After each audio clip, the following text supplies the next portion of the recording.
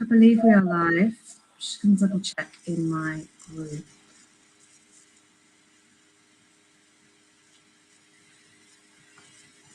Yes, we are. Okay. So a big warm welcome to everyone watching. Do let us know if you are watching along in the group or if you're watching back in any way, shape or form. We love to know you're here. So comment along, ask any questions. My name is Sally Eccleston, for those of you who don't know me. I'm just a psychologist and yoga teacher, and I am here. I'm really excited for this one with the amazing Carly. No longer Slade, Carly Chandler-Morris. Keep having to like double take before I introduce Carly. And Carly's going to introduce herself, and I'm going to say a little bit about how I know Carly and what I've learned from Carly after she's introduced herself. So, Carly, over to you, my love. Oh, hello. Yeah, I was interested to see what you were going to say about myself. I haven't quite got used to my new surname just yet. So yeah, thank you so much for having me. It's so nice to be here chatting with you. So I'm Carly, and I'm also a yoga teacher. And as well as being a yoga teacher, I also teach menstrual cycle awareness. So I run one-to-one menstrual cycle awareness courses and one-to-ones, and write blogs and books and all kinds of things about that. So that's a subject that's very much at the core of my work. I also do events and retreats out in nature and run women's circles. So that's more or less what I do. Beautiful, yeah. And I think I first came across you, Carly, via my friend Kate Titley. And I remember seeing her mention you in an Instagram story. And she said something like, you should check out my amazing friend Carly's membership or classes or something. And she did menstrual cycle awareness and blah, blah, blah. She said this stuff about you. And I was like, oh, that sounds like could be up my street, maybe. And now, whatever it is, a year plus later, I cannot imagine not having Carly's content and classes and membership not in my life. And yeah, she's given me so much inspiration, and her classes are so inclusive of all women, ages, shapes, styles, lifestyles, appearances. So I'm so pleased we could come and have this chat, Carly, because honestly, over the past year, just having your online class or an online circle or a seasonal circle or whatever it's been to look forward to has been tremendously beneficial for my mental and physical health over lockdown, definitely. So you're amazing, your teaching is amazing.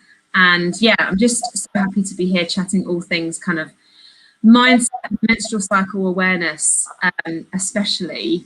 And you know what? I found out, I think you put in your latest newsletter that you are Gemini moon sign and Taurus sun, yes. Right? So I'm the other way round. I'm Taurus moon. Yeah, I'm Taurus moon and Gemini sun. I was like, oh, it's starting to make a bit more sense to me now. In my very visual mind, I've just done like a puzzle where we just fit and like fill in the gaps with each other. I don't know. That feels like, I don't know, like we are meant to do. Yeah. I loved when I read that. I was like, oh, it's just me, but the other way round. Yeah. I'm happy with that, because that means that like the thing that is most expressed in you is the kind of emotional landscape of me, and then the thing that's most expressed in me is your emotional landscape, which makes so much sense. Suddenly makes a lot of sense as to why we've gotten along and gotten to know each other. Also, thank you for doing so many nice things. I really appreciate that. You already know how I feel about you, but you and your work are absolutely bloody wonderful. I mean, to have a yoga teacher who is also a trained psychologist is an absolute game changer. That's what you need. Yeah. So I think you really bring so much to yoga teaching through that, and it's such a gift. So yeah, the feeling of respect is very mutual. And newsflash, just to let it be about me for a second before, I started a coaching program today, which I'm really excited about. So I'm going to be a registered intuitive coach soon. So there's definitely huge kind of shifts and change going on with the labels that I'm giving myself and how I introduce myself and my work and my programs. And yeah, definitely going more into that kind of embodied coach world. I haven't quite worked out exactly what I'm calling myself yet, but yeah, I'm really excited because just working intuitively with people is really needed, and also it's something I connect with so deeply. Just to be able to help people with whatever they're struggling with, but in a way that feels very organic and, you know, not this set structured way, but just having the person sat in front of me and seeing what's going on. So I'm really, really excited about that. That just started today. So that's like hot off the press. Yeah, I saw that on your Instagram. I was excited about that. Oh, yeah. Because it feels like, I don't know much about it, but it feels like you kind of, then you've got all this beautiful training about the mind, and then you've got this training about the body, and then this feels like a beautiful way of blending the two together, so you can like stack off the rigidity of training but still have all of that all of that wisdom and insight to feed into what you do with people. So I'm very excited about that. I think that's going to be amazing. Yeah, I'm very excited. And actually on the topic of, you know, mindset shifts, it's definitely been a process for me, because we love to attach labels to ourselves, right? We're like, I do this is me in life, this is my identity, this is, and especially if you've spent a long time doing one thing. So I spent a long time, and I am still doing it as a psychologist and studying that and being in the education world as well, which I am really, really passionate about. But I just found after a while that I was keeping myself small a little bit with it, and kind of even now me saying, oh, I'm Sally, I'm a psychologist and a yoga teacher, it's becoming like this fading thing that I feel authentic with and I feel comfortable with, because I do feel like I'm expanding, and I find it really interesting, the words that we use to describe ourselves, and, you know, how anyone describes their creative ambitions or their projects or whatever they're working on, or their business, or you know, however you describe yourself, it can be really interesting, the words that we use continually about ourselves. So I've been doing a lot of exploring about that for myself recently, and just feeling into, like, you know, who am I actually, like, who am I, and how am I showing up in the world, and how am I showing up to be of service, and what does that look like, what does it feel like, and how can I use the English language to even try and attempt to describe that in a way that speaks to people. It's not easy. You know, it's so funny that we're talking about this right now, because I've been, in my morning journaling practice, I've just been realizing that, like, there's this, I really feel that there's something new that, and like when you said expand, that's what I'm feeling. It feels like as summer is approaching, I'm just like, I just want to like shed everything that I've done and just step into this new skin, but I don't quite know what that is. So I really like it when you're like, this label doesn't feel like it fits, but I haven't yet found the one that does. And when you were talking about stories and labels, I think, I don't know about you, but I redesign my website on like a monthly basis. And it's just way, like when I wasn't pregnant and I was cycling, like every single luteal phase of my cycle, I would just be like, I don't know, I need to go. I'm going to add to resist, pressing the delete button and just starting over. But I'm in one of those phases right now too. I just wrote all of the blurb, and I was like, didn't feel like who I was anymore, but I just had it there because it was like comfortable. So when at the beginning, who are you? What do you do? I'm like, I don't know. Yeah. Like I know. Yeah. Like to put it into language sometimes I think it's so tricky, isn't it? To convey what Absolutely. it is. So it's interesting that we've both been having that thought process. Yeah. I actually just filled out a sheet this week for someone who's going to do some copy for me for my website. And she's starting with my membership page. And she sent me a list of questions to fill out. And it was like, the first one was, if you closed your eyes and had some words that came to mind about your business, what would they be? I was like, okay, I can fill into that. And then the next question was, who are you? I was like, oh, I don't know. Who am I? Like an existential crisis doing this document. And then it was like, I was like, okay, I'll leave that one, I'll come back to it. And the other questions were, you know, like, what do you want to bring to people with your membership? What are the benefits? How do you want to leave them feeling? I was like, okay, I feel a bit, you know, feel a bit softer with all of this. And then I kept having to come back to the who are you question, and I just left it till last. So I'm really excited just to have someone turn all of this stuff that came out of my head into this document onto my website. I'm like, great, like, you can do that for me. I love writing, and I love kind of reflecting on all of that, but trying to get it onto a website page I find very difficult, actually. So that's completely in a process of change for me, and I think it's really fascinating being in this in-between place. Yeah, all the time, like something dying, something being birthed, and that leads us beautifully into talking about cycles, something dying, something being born. So where did your journey with cyclical living and menstrual cycle awareness begin? That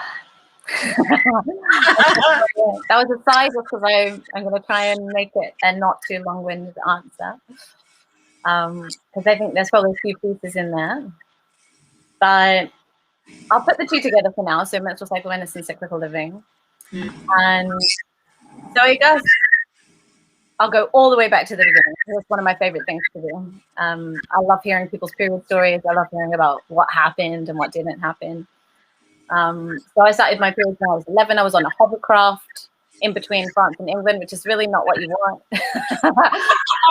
Be unprepared with nothing, so just tissue. And 11 years old, I feel like I knew what was happening, but I didn't 100% know what I was supposed to do about it. And then I just had to wait. And I don't remember a lot. That's the thing I find very interesting. I don't remember a lot. But as I've gone back, I've realized that a lot of what happened is actually fed into why I do what I do now. So all of my mental health problems began around that time. So when I was around 10 or 11, they all began at that time. And it was only later that I looked back and I was like, I think it was definitely related to that. And I just never made that association. And from that point on, you know, all I remember is that it was just this huge inconvenience where I'd want to go canoeing. You know, I'm on a canoeing trip, and then I've got this, like, I'm like 12 years old with a huge sanitary pad, and you have to like get in the water, and then you don't want to tell anyone, so then you're walking around the rest of the day with this huge, massive sanitary pad between your legs that's dripping and soaking, and you know, all of it. So all of my memories are very much like, I want to swim and I can't. I'm going in the water, and this is happening. So it wasn't like I came into the world loving periods. I thought they were amazing. Because then from that point on, I got some, my mental health issues started to deteriorate quite a lot when I was in my teens, and got my, you know, they tested me and got my hormones checked and everything. I was going to be fine. But it started really early on. They were like, we think you should go on the pill. Doctors always, we think you should go on the pill. And for the life of me, I can't remember why. I can't remember what the reason was, but I never did. I don't know whether my parents were scared, like, pill equals sex. Therefore, let's not do that. But whatever the reason was, I never ended up on hormonal contraception, and I'm forever grateful for that. And so from that point on, I just had to kind of ride it out, because they don't go, okay, you're not going to go on hormonal contraception. Here's some tips, and here's how you can take care of yourself. And so there was all of those teenage years where it was just every single time I got my period, it was a complete nightmare, incredibly intense pain, you know, wailing and screaming in the bed, and, you know, not being able to continue about my daily life. And that just kept growing and growing until in my 20s, it was getting to the point where I was having, you know, we were like going out, I play music with my husband, and we were going out, we were playing shows, and I was having to actually pull alongside the road and actually just try, well, I was like retching, but not throwing up, basically, from the pain. So I knew it was all getting very out of control. It felt like this spiral that was just kind of building, and I noticed that I was getting kind of what I now know is premenstrual exacerbation. So around, it was always day 16 for me. I just didn't want to be alive anymore. And it happened every single time. And so that was the point at which I started tracking my cycle, but it was just preventative. It was like, I need to know when day 16 is so I can survive. But I didn't know what to do about it. I was just like, okay, it's day 16, hunker down, you know, try not to take anything too seriously, but I didn't really have any coping strategies. And so that was the point. I was writing in my diary, you know, day 1, didn't really think about it much after that. And then I did my yoga teacher training. So prior to all of this, I've been for years working in various different things. I never really knew. Were you one of those people who came out the room and knew what you wanted to do for a living? No, I would no. I wanted to write when I was younger, though. I wanted to be an author or a journalist, but then I got really put off journalism because I did a work placement for the Sunday People, and I sat in front of a computer, and I remember very vividly researching an article about the Beckhams, and I by that point I like had kind of enough about me to think this is not my path. You don't strike me as someone who sits down and researches the Beckhams for a living, so I'm glad that. I mean, it was probably a pretty poor reflection of journalism, to be fair, but no, I mean, have I always known what I wanted to do? I would say it's chopped and changed, but I've probably always been quite focused in some way. Yeah. What about you? Well, so no. Well,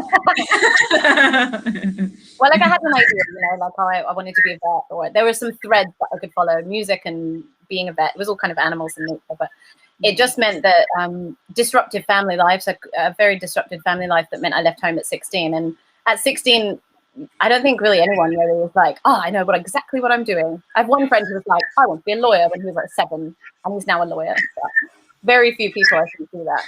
And so, no, so I basically drifted off into the world with mental health issues, awful periods, and didn't have any idea what I wanted to do with my life, which meant that I ended up just having to work all the jobs in the world, you know, like cleaning and waitressing and doing just anything to pay the bills, and put myself through music college. But that was one of those like, teenage decisions, because you come out the end, you're like, great, I music college. Yeah, I'm a musician. So in retrospect, I wouldn't change it, but in retrospect, it wasn't like a sensible business decision. So from that point on, I just worked basically, and I just did any old jobs, and I was getting to the point where I was like, I can't just be a waitress forever. Like, I loved waitressing, like I can't do this forever. This is not my path. So I just totally winged it and ended up in an office job.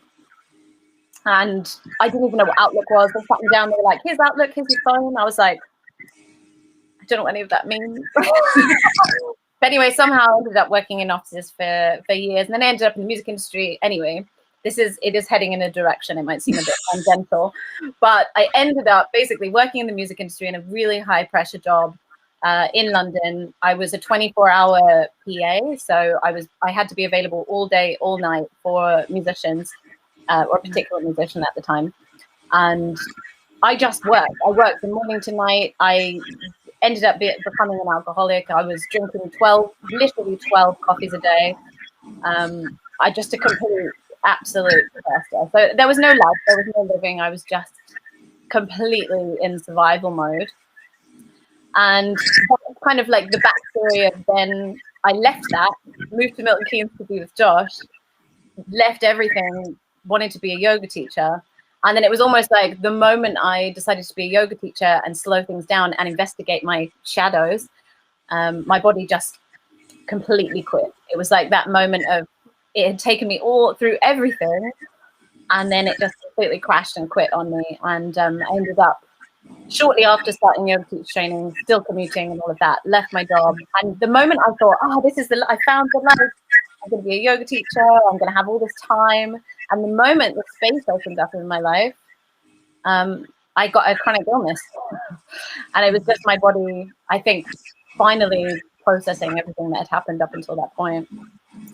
I had got sober a few years before, and so yeah, basically arrived in Milton Keynes a complete wreck, and started on the path of what led me to do what I do now. So I think there was a moment where, you know, when you're in those really vulnerable states, and then you meet somebody who feels as though they have the answer to all of your problems, you just like latch.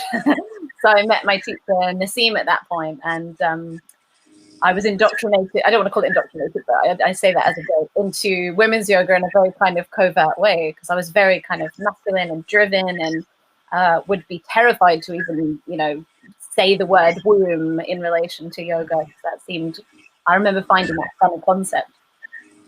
But I fell in love with Nassim. I went to her classes, and then she was actually running a women's circle, and I was like, that sounds really terrifying, but maybe I need to go. So I ended up going to her women's circles, and I now say to people, like, listen to your womb with caution, because it will change your life.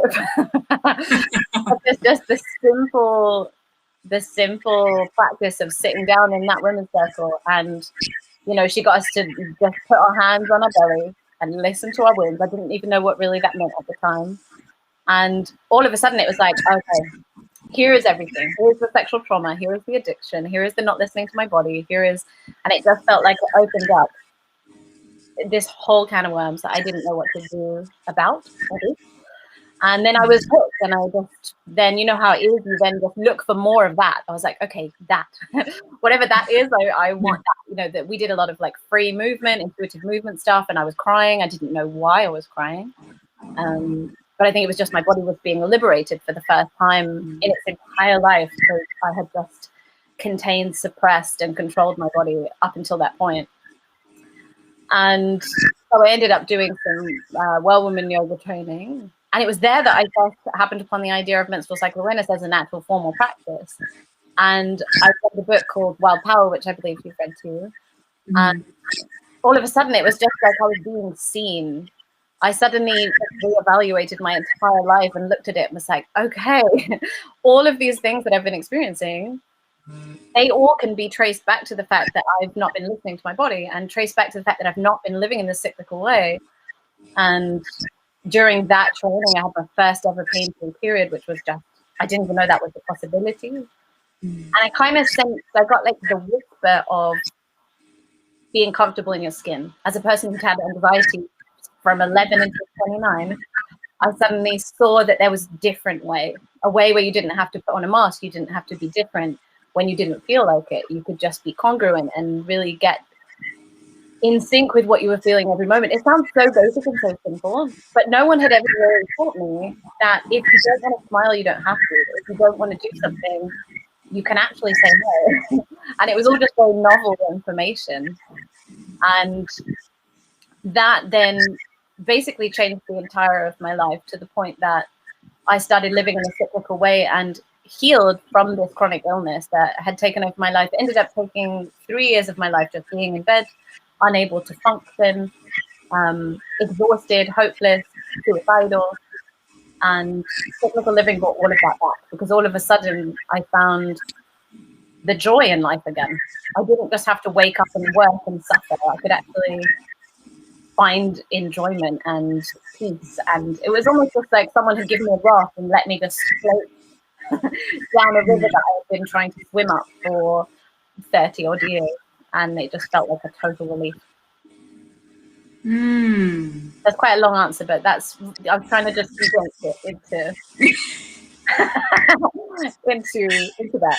Yeah, no, from your first period to now. Yeah. And I love that analogy of feeling that you've been able to float down a river rather than upstream it, because my mum bought me so many books for my birthday, God love her, but one of the books she bought me was Rise Sister Rise.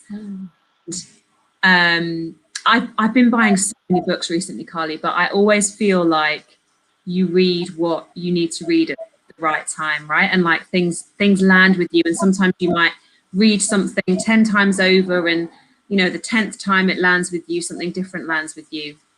And I was reading something from Rise Sister Rise, just about how women are kind of told that either, you know, you always need to be a good girl, or you need to be, it's just like we try to push ourselves into all these boxes and all these kind of ideas of like who we think we should be. And I'm not saying, I think that is true for men as well, but for women, there are a lot of ideals around from how society has developed about what it means to be a woman and what it means to be a liberated woman. And, you know, even the fact that sometimes when you call yourself a feminist, you get a huge amount of criticism for that for various reasons.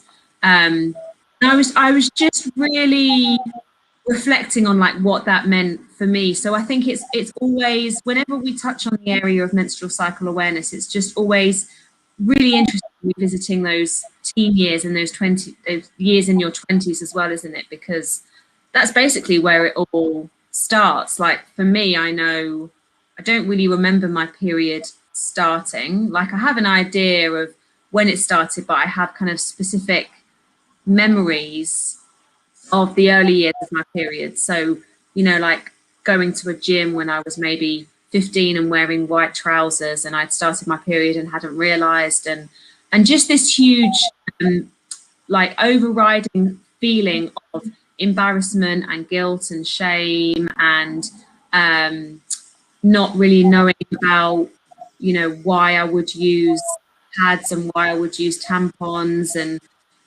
just those basics. And we're not taught as women about living cyclically or what it means to get your period. And I think we're getting there in some way, but I know that in my kind of teens and 20s, I definitely put myself into boxes.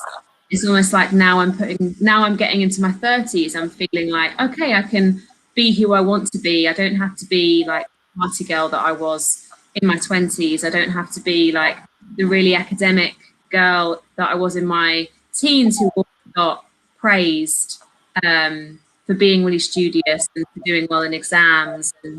And yeah, it's really interesting, isn't it? The kind of like the patterns that we get ourselves into, and then how our body responds as a result. And I think an experience of recovering from chronic illness through more, you know, a greater sense of cyclical living is such a fascinating thing to be able to speak about. And I'm really interested in kind of like what that actually meant for you. You know, what did it mean to be on that path of recovery and starting to feel into cyclical living a little bit more? So I think it was, if I were to drill it down into its simplicity, I think it was permission. It was, I think I thought that I had to meet an expectation. I don't know who this expectation was set by, but I had this idea of an expectation I had to meet every day of productivity, and I believed that if I didn't try every day, every single day, to show up and do my work and carry on as I was doing previously, that I would fail and that I would become destitute. And so I just kept pushing and pushing and pushing. And I often think that it's such a shame that we can't, I mean, I speak for myself, I struggle to make a decision without my body making a decision first. I think I'm getting a little bit better at it now. But it took my body giving up on me to push me in the direction I needed to go in. And actually, I even fought it then. So even when I had my joints swelled up overnight, and I suddenly had arthritis that flared up under stress, and I got vertigo, and just all these different things came up, and I just kept getting up every day and just trying to carry on. And I thought that's what you're meant to do. You know, you have to be strong, you have to try to persevere, you have to be positive, and, you know, believe that everything's going to be okay. And I thought that was just go, go, go. And then my body completely took me out and I could do absolutely nothing. And I had 3.5 months off of everything. And during that time, I did little pieces of work and my income didn't change. I didn't go on social media. I didn't send newsletters. I didn't do anything. I just turned up to a couple of things I had booked and taught my classes and stripped back hugely. We didn't play any shows, like I completely stopped playing music. And my life improved so much that during that period of time, I was like, okay, this is an example of like during winter, I need to slow things down. And that was, I think, the biggest realization was that not only do I need to live in sync with my body, but I need to live in sync with the seasons. That set me off on a path of actually making a commitment that every autumn I slow things down. Every winter I try to take at least a month or 2 off social media. And that's kind of the bigger, the broader, zoomed out example of then what I do on a weekly basis, if that makes sense. And for me, it was just recognizing that my symptoms were much more likely to crop up in the luteal phase of my cycle, so after ovulation. And so therefore I started planning my diary so that I had the most space after ovulation. And if I worked through my period, my symptoms would get worse. So I started giving myself menstrual holidays. I'd put a little out of office on and I just wouldn't work at all for 2-3 days, unless it was absolutely urgent. And obviously right then, don't have kids. There's lots of things that made that a little bit easier. And there are obviously smaller ways of doing that. But yeah, I think it was the scheduling that really made the biggest difference. It was recognizing that by not letting myself think that I was indestructible when I felt good, and actually recognizing I was going to get tired during that time and making the adjustments, giving myself the space and the recuperation. So yeah, I think it was just coming all the way back to that simple message. It was just permission to have the yes and the surge of energy, but also the permission to have the no, and that no needed to happen for a really long time before there was enough energy for a yes again. And then I started to realize that the more I said no and the more I surrendered to the non-doing, the more of a yes I was getting. And then as I saw it in my life, and I saw, okay, nothing bad happens when you just drop out for a week. And by drop out, the bare minimum, Yeah. I think that was the permission. Yeah. And the power of no and setting boundaries. I mean, this menstrual cycle living and awareness is definitely still a massive process for me and a learning curve.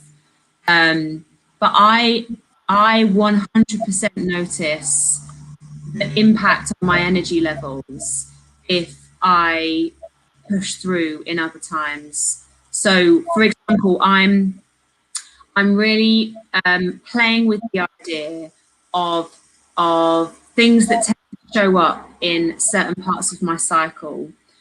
So for example, I would definitely notice a decline in energy in my luteal phase, and then my energy might pick up when my period arrives, actually, and more kind of subtle or just maybe thought patterns. So things like self-criticism and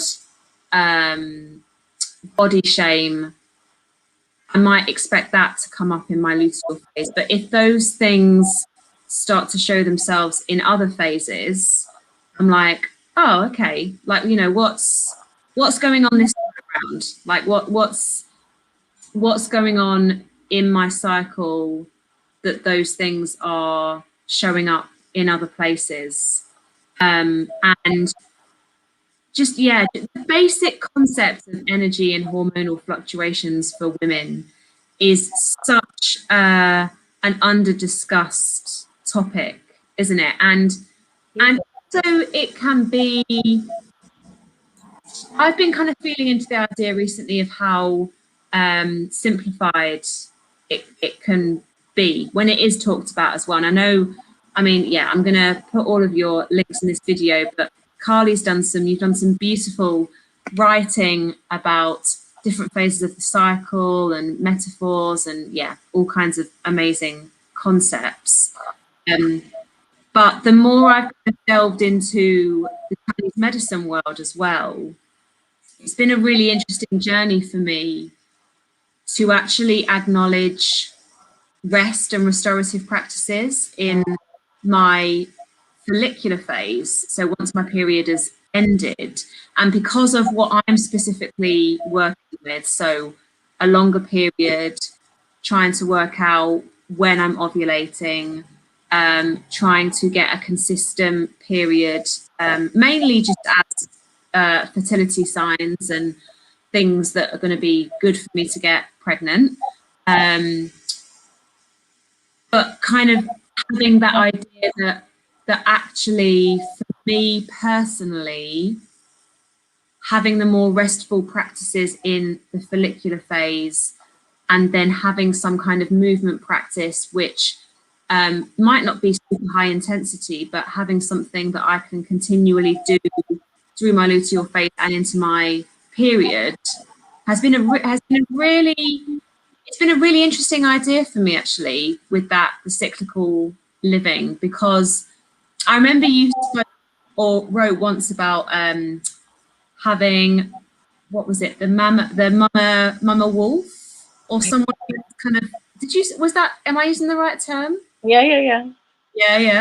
And I was really thinking about that last week, because I'm going off on a tangent here, but I realized my menstrual cycle awareness practice was almost becoming a bit of like kind of like a get out of jail free card. But basically I was just sort of saying to myself, right, you can completely stop in this part of your cycle, and then in this part of your cycle you can do this. And I'd almost taken that idea of giving myself permission, but to a point where it had been detrimental, I think. Does that make sense? Like I was almost like, this is what happens in this part of my cycle, and then this is what happens in the other part, and there's no way that something different can happen. And I was just starting to see some habits creep in that were not positive for me, basically. So this is why I find the constantly evolving idea of cyclical living really interesting, because it's so unique to each individual, isn't it? Like this basic idea that, yes, we are constantly pushing as a society and as busy women and as people who have lots of responsibilities, and maybe as women who never dream of taking the days when they have their period completely off work, because that would just not be feasible for them. And so it's almost like women, because they can't imagine doing that, it's like there's not an in-between, there's not a kind of reasonable step that could be something in between taking that time completely off and then pushing through it. So whilst I think it's true that, yes, we are constantly pushing as a society, and yes, we as women, it's so beneficial to educate ourselves and to have an awareness of practices that are soothing and nurturing. I think for me recently, I've just been feeling into like, when do I need that little reminder that everything is not fixed, like things are constantly evolving. I don't know if that made any sense. I felt like I've just rambled about my There was so many things in there, and like, I've got terrible memories. So I was like, get your pen out. And then I was like, no. I was like, put the pen down. Stop trying to control it. Also, sorry about the light in here. It's like, it's so hard to find good light. Oh, yeah, it's beautiful. But there were a few things in there that I'm going to try and see if I can hold the threads off. But when you were talking about it, totally made everything you said totally made sense. It's something I feel like very strongly about. When you were talking about simplicity, I think this is something like when I first started doing my menstrual mentoring sessions and working through menstrual cycle awareness, there was I think because I'm quite like an analytical person or a deep diver, and you are too, I think. So I would go really into like the complexity, and I go really deep. And then I realized that actually the best stuff is right up here in the simple realm. And and I'm having really the most success I have in conveying a message is just that the first half of the cycle is a yes, and the second half of the cycle is a no. And it's not straightforward, so I want to get to that as well. What you were saying about the kind of unique energies and listening to your own body and not just following something and a structure, but having the sense that there's like a yang and a yin. And I remember the thing that really sparked my awareness and attention in terms of quite how powerful energy management is, which is something that you were mentioning as well. Was, a mental cycle awareness coach called Vianney Lee. She said once in one of her podcasts, she said, "You don't have a time management problem, you have an energy management problem." I was like, that's it. All of my life just being like, I don't have enough time, and then realizing it's nothing to do with time. I'm not managing my energy well. Like, what am I doing in between the doing? So I'll be like, I've just finished work. And then I'll be like, oh, I'll just do something here on the computer. It was a realization that there are micro things you can do within your day when you feel like you need downtime. And you work all day and then you're like, right, what would I? And the thing I like to say is like, if you had nothing to do today, what would be your tendency? And then think about that, and then go, okay, so how can you give yourself the tiniest little bit of that? And the Red School refer to it as the 1%. And for me, it would be like, okay, I really want to have a nap, so I'm just going to get into my bed, set an alarm for like 3 minutes, if that's all I have, and just close my eyes and just feel the joy of just being in bed for 3 minutes. So just those tiny little steps towards, and I feel like I've found that when I take tiny little steps towards, it takes huge steps back to me, because then all of a sudden I'm like, okay, that's now a non-negotiable. There is no way I'm giving up those 3 minutes. And then they become 5 minutes, and they become 10 minutes, and they become a day. And I think just like the tiny isn't to be underestimated. Like, if you have to go to work on a day when you're tired, what are you doing in the morning and in the afternoon? What are you doing on your lunch break? And it's all those little things, the things we have control over outside of the things we don't have control over. So that was a real shift, I think, in terms of simplicity and the 1%, like the tiny little steps. And there's something you said about noticing when the things that come up, for example, in the luteal phase, are creeping out. One of my favorite things in the world was Alexandra Pope. I think she wrote in the book once that it's like the unsafe. If you don't have boundaries, coming back to like the power of no, if you don't have boundaries, you can't be kind of very strong about what you do and don't need at that time. That then these unsavory characters creep out and they end up kind of worrying about your whole cycle. And so I just love that as a way of delineating the phase. So no, and you're going to have less unsavory characters floating about in other phases. You might be able to keep it to that small section, which I quite like. And then the last point about listening to your own body and not, because I'm similar, someone tells me this is the structure, I'm like, okay, I can fix that. Yeah. Something I can do, something I can follow. And the way I've come to see it is that having these archetypal ideas, of the yes and the no, of the yang and the yin, and then breaking it down maybe into seasons, and you can even go further than that. But they're amazing to have, and it's so good to share experiences and hear somebody say, oh, that happens to me, and then you go, oh, okay, yeah, that happens to me too, or oh, that doesn't happen to me. But understanding that when we're talking about the cycle awareness of like, this is what a spring is like, this is what a summer's like, that's when the hormones are balanced. We're talking about kind of that's the cycle in an optimal state. But how many of us are in an optimal state, right? The water is poisoned, and the air is full of pesticides, and the food is covered in poison, and none of us are really working with optimal bodies. Well, I don't want to say number. It's very difficult for us to be working for optimum hormonal function. And so, of course, there's going to be huge fluctuation in what we're dealing with. And so an analogy that I quite like is the wildlife guide. I can't remember whether we've spoken about this before, but, like if you go out into nature and somebody gave you a wildlife guide and they said, here are all the things you can see in your local area, you could go out and you could be like, oh, that's really helpful because now I know where to look to find the woodpecker, or I know where to look to, you know, what does it look like when there's a mouse down there or something. But at the same time, if you're spending so long looking at the sky and trying to find specific things, you might miss the things that are there right in front of you. You know, you might miss a possible visitor, and for me, it's kind of striking the balance of learn the archetypes so that you can go, okay, this is what a cycle could look like. And then this is what my cycle looks like. And there's not a perfect cycle. We're not trying to like get to the archetypal one. But getting to know you so that you can understand, okay, what feels good for me? And like you said, I'm very similar to you. And in the follicular phase, I quite often just need to chill because I get very, very anxious. It's not like a, yes, let's go do it kind of mode, unless I'm really taking care of myself. But yes, that all made absolutely loads of sense. I hope that also made sense. But yes, definitely. Yeah, I'm glad my ramble was conveyed by you in such a beautiful way. Thank you, Carly. Yeah, there was something that you said there about first of all, the beauty of simplicity.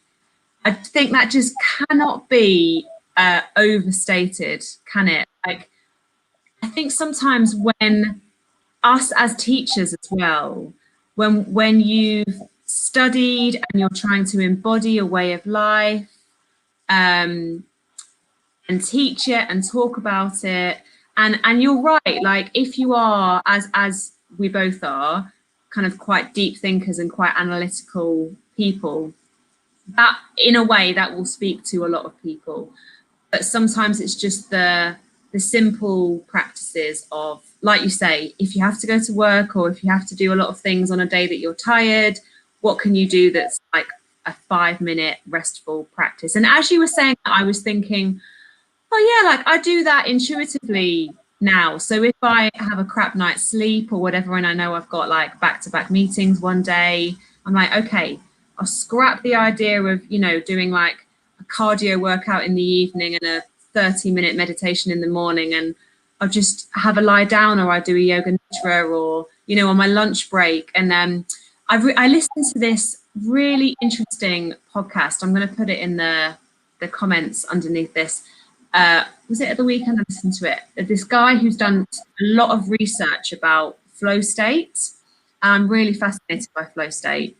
And he was basically talking about the benefits of restorative practices, which was really, it was refreshing to hear about in the context of the things that he was talking about. Because, you know, he was talking about performing at your optimum psychological state. And often we hear about flow state when it comes to people in sports or business people, and he was saying actually everyone can access flow state. Everyone can access this state that we get into where we just feel so clear and focused. But it takes these, it's essentially what you've just said, it takes these moments of downtime in between, and not just coming home from work and every single night having a glass of wine and watching TV. And he gave some really interesting information actually about what happens with your brainwave pattern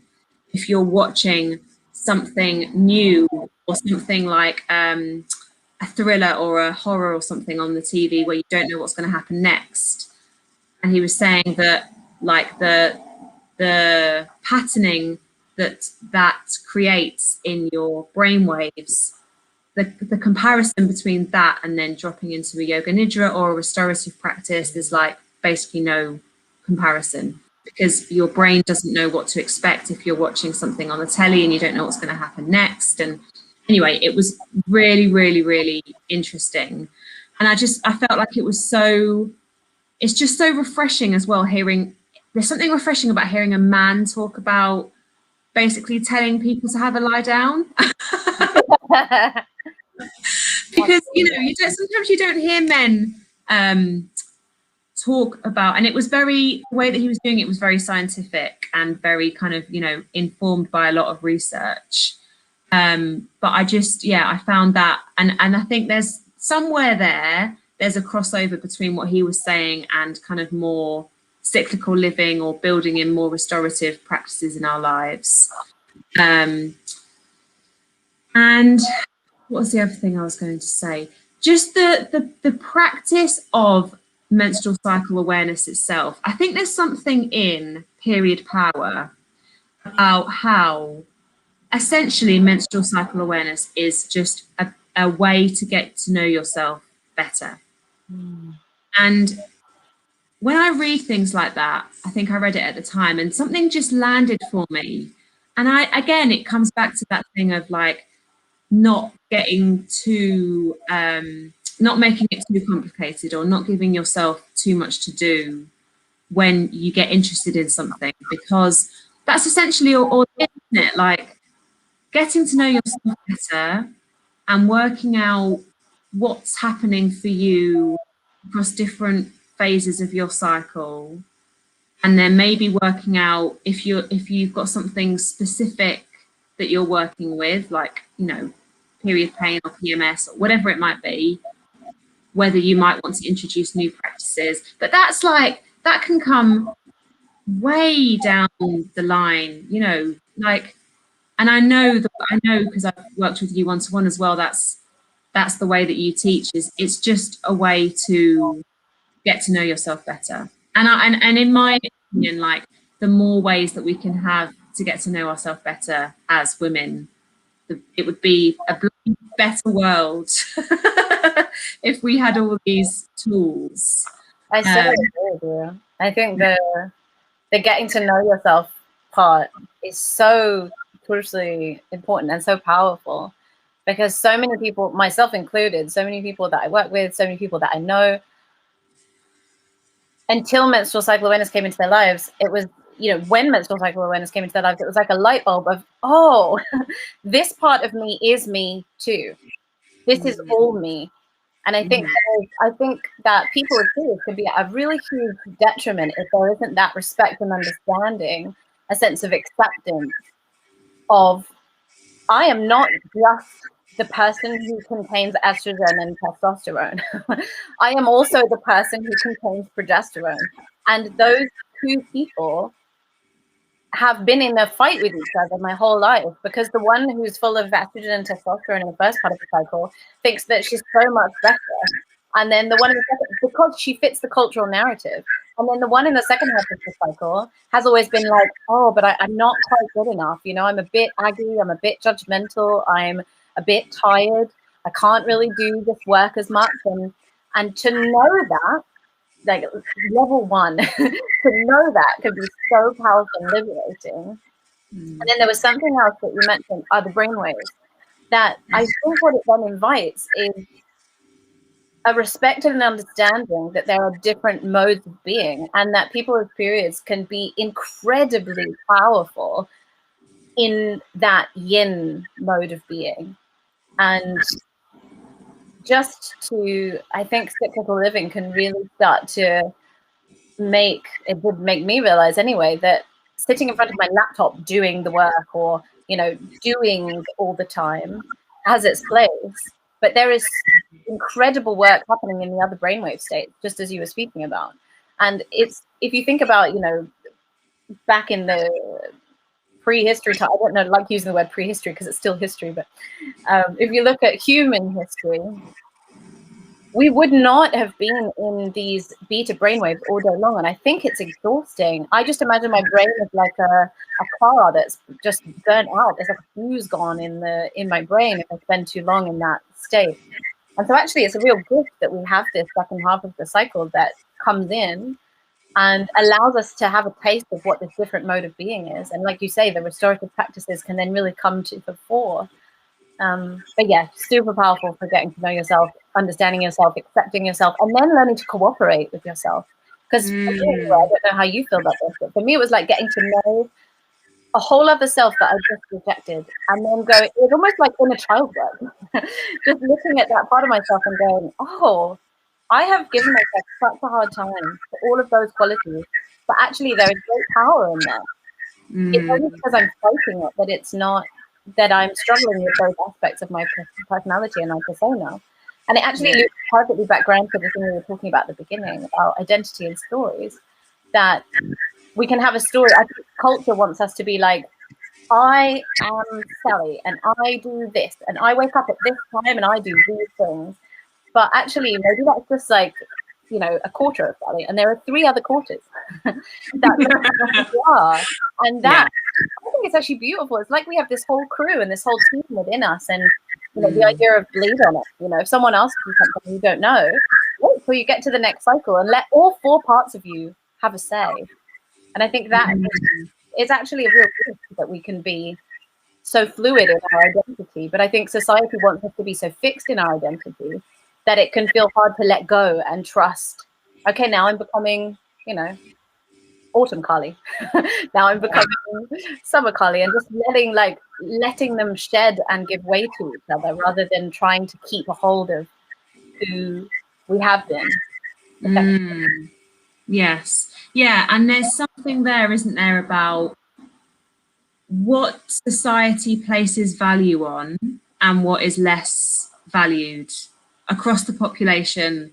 And that's basically been the theme of our whole conversation, but it's just struck me really strongly then of like, what is generally praised, or, you know, I mean, for anyone listening now, like if you were to think back about what you feel you've been praised for, or, you know, if you've been given a promotion, or if you've been even praised by a family member, or, you know, we have all these own individual experiences about what society has placed value on.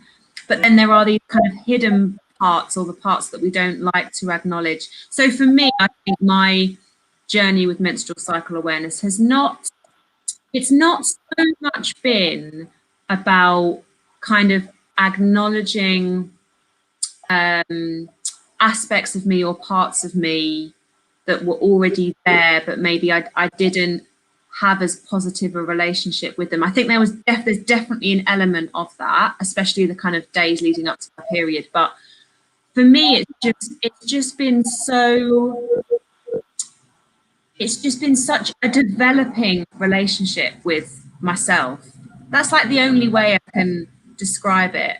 So it's just been that sense of like knowing, feeling more secure with actually, it's okay to be inconsistent. It's okay to say yes at some times and say no at other times, and maybe one month, you know, you might feel like doing something on a particular day of your cycle really strongly, and then the next cycle it'll be completely different, and that's also okay. But just having this developing awareness of actually it's really normal and really healthy to feel like a completely different person at different times of your cycle. And like that, for me, I think it's more been the process of that developing relationship, and the acknowledgement of that has been the most powerful thing, and continues to be, because it's definitely a continuing journey. I'm wondering, for people listening that might be thinking something along the lines of, well, yeah, this cyclical living and, you know, menstrual cycle awareness sounds great in principle, but I'm a busy person, or, you know, I work 9 to 5, or I'm really struggling with something specific right now, whether it's mood or anxiety, or maybe, you know, something physical health related as well. All of this might feel like it's a very far off and unrealistic concept in some way, although we've talked about the kind of small steps and the small things you can do. What would you say to that person listening? What would you say as kind of the starter off, if you like, or a kind of a way to consider branching into the world of cyclical living and menstrual cycle awareness? I think, well, for me, I think the most simple thing would be to remember that doesn't matter how many fancy clothes and jewelry and, accoutrements that we put on, we're still primates, we're animals. And our nervous systems and bodies are animals. There's nothing we can do about that. We can't take that out until we become robots. And in order for us to thrive and do well, it's so important to attend to our basic animal needs. And I think probably it's like a two-part answer. And the first part being, what are my best friend calls them your baby needs. Like, what are your animal needs? And can you attend to those? And just literally as simple as observe when you deny yourself your basic impulses, and start there. When do you hold a wee when you need a wee because you've got an extra email to send? When do you, hold in a poo because you don't want to poo in a public place? When do you not drink water even though you're thirsty? When do you eat when you're not hungry, or not eat when when you are hungry? And just those basic needs. When are you staying up beyond bedtime because there's something else going on and actually can you just go to sleep? When are you waking up with an alarm when you don't need to? And just those, like the very basic, like eat, sleep, sex, water, movement. That's it. Because I think actually those things, if you attending to the basic needs leads into being able to then go, okay, now how can I start to, because without those basic foundations in place, it becomes impossible to do anything else. So basic needs first. And then I would say just look out the window. For me, this is the thing I come back to over and over again. Look out the window, go outside. What is nature doing right now at this time of year? And what does that mean for you? What time of day is it? And what does that mean for you? What are the animals doing? And just allowing yourself to be in sync with that. So if it's the middle of winter, remember you're an animal. Try not to behave like it's where we have to exist in a perpetual summer, because it's not possible. We have to have the ebb and the flow. Humans do like to believe that we can, become bionic and overcome the natural order of things, but everything needs downtime, and much more often than we think. So baby needs, look out the window. I don't know if that helps. I don't know if that's simple, but that's what I would start with. That's what I still start with that. I still come back to that every single day. Yeah, 100%. Yeah, and it's that idea of inner seasons and outer seasons, and yeah, I love that, acknowledging basic needs, because that, like, I also notice all the time how things feed into each other. So, like Eastern philosophy and Western psychology, and like Maslow's hierarchy of needs, and someone giving a really complex talk on what we need to thrive as humans. Like, it ends up all being similar, if not the same stuff, sometimes be with a different framework or a different lens, or a new and amazing way of thinking about it. But there always ends up being overlap. And yeah, it's so true. Like, so many of us don't attend. Like, I was laughing to myself as you were saying that, because I was like, God, I hold a wee in all the time. Especially the days that I work. Like, if I'm in an office environment, I'm often not drinking enough water, or because I know that and that's why I'm leaving that office environment, but I feel so disconnected from myself and from the outside world and from my inner seasons, that the more time I spend in that kind of environment, that's just me. Some people will thrive in those environments, and that's absolutely beautiful. But yeah, I think that just that message of essentially paying more attention, isn't it? Paying more attention to what's going on inside and outside. And I think that's such a super helpful place to start. It very naturally, just to add one little bit, the reason it very naturally leads on to paying attention to your menstrual cycle is that our menstrual cycles are a basic function of our biology that needs attention.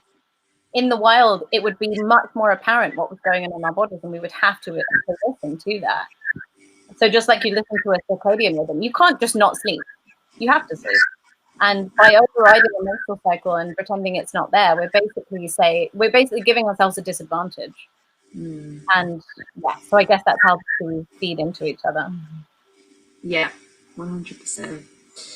Okay, thank you so much, Carly, for your time and for being here and for sharing everything that you shared with us. Yeah, thank you. I'm gonna wrap things up because we have, basic needs to attend to.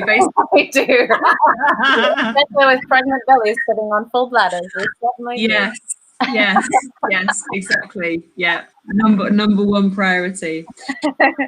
Thank you so much, and I will see you very soon. Well, thank you, darling. It's been so nice. Thank you for having me. Yeah, you're so welcome. All right. Thank you, everyone. If you're watching this back, let us know. Right, see you soon, Carly. Lots of love. Bye. Bye. Bye. Bye. Bye. Bye.